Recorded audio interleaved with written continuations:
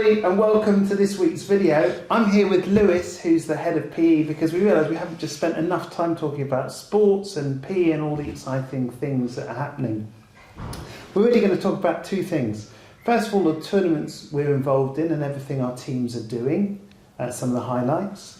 And then also we're going to look at the curriculum and some of the changes there. But we're going to start with the teams. So Lewis, tell us what's the exciting things happening tournament-wise with ISL at the moment. The main things for us at the moment, I suppose one of our PE highlights of the year is our ISL competitions, which are our international competitions where our students will compete in a varsity team and they end up playing other schools within our league. And some of the schools in our league are, got a few schools from Portugal now, 3 in Portugal, got another school in Rome, Turkey, another school, we've got 3 or 4 schools in London, and at different points throughout the year, we go to these countries to play specific competitions. So the week after half term, we have the boys football playing in Madrid, which would be amazing, and then the girls football will be going to Rome.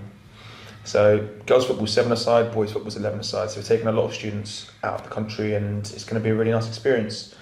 A lot of the students that go on these trips end up loving it really because they end up staying with host families, and as the students progress throughout the years, sometimes they go on the same, sometimes they're part of the football team, let's say year after year.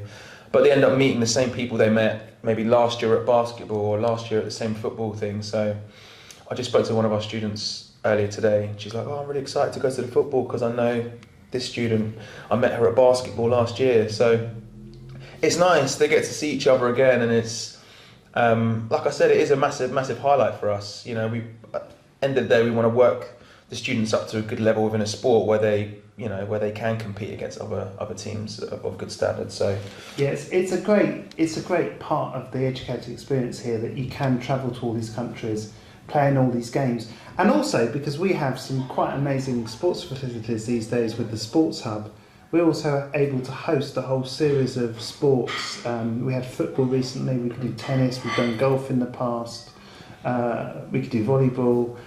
That other schools, some schools just don't have those possibilities, so it's great that also we can be a host. Yeah, so ISSA is a big part of the whole school year and a great experience for students. And the week after the Madrid and Rome, we have the volleyball, where the boys are going to Aberdeen, because there's another school in our league that's International School of Aberdeen, and then the girls are going to Ankara in Turkey. So yeah, it's a really busy start of the year because the volleyball season's really early and the football season's really early. So yeah, it's going to be really busy. But we also play some local tournaments as well, don't we? Part of borough teams, we organise friendlies for all of the ISA teams that we have, which is football, basketball, badminton, tennis, and basketball, and volleyball. If I didn't say volleyball. So yeah, it's exciting. It's really busy, like I said, this term. But I think what's kind of helped, especially with the volleyball, is the fact that at the start of the year, before we started our units, we did a kind of 2-week volleyball taster just to see if the students would engage and would enjoy it.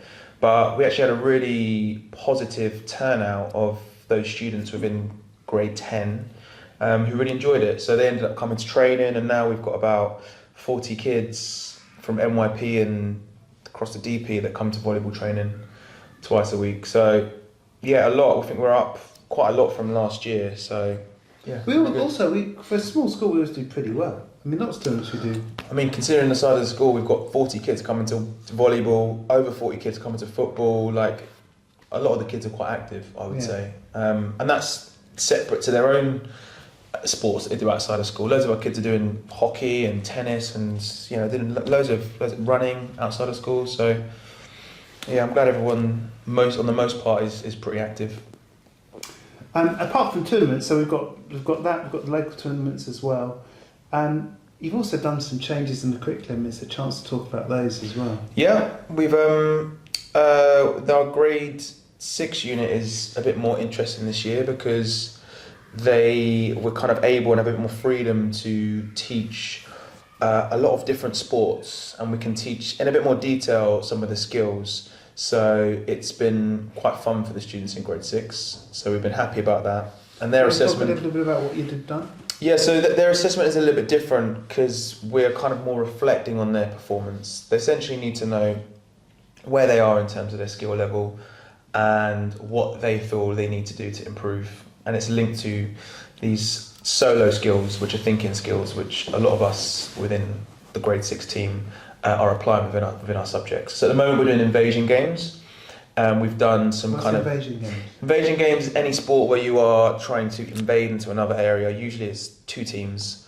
So students are learning about different concepts within those invasion games, different skills you need, passing, being able to move into space. What's an example of an invasion game? Basketball, Okay. football, netball.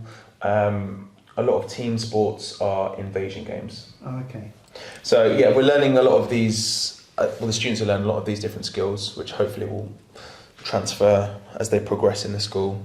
So that's grade 6. Grade 7 are doing a racket sports unit between pickleball, table tennis and badminton, where they're creating tutorials or to show their knowledge on their particular sport. So again, a lot of it's quite new to them. So they're really enjoying that racket sports unit, and that will last until Christmas. We've got grade 8s. They started off with an adaptive sports unit where they're learning about different para sports. That para sports, you've also got a local connection, haven't you? Yeah, there is.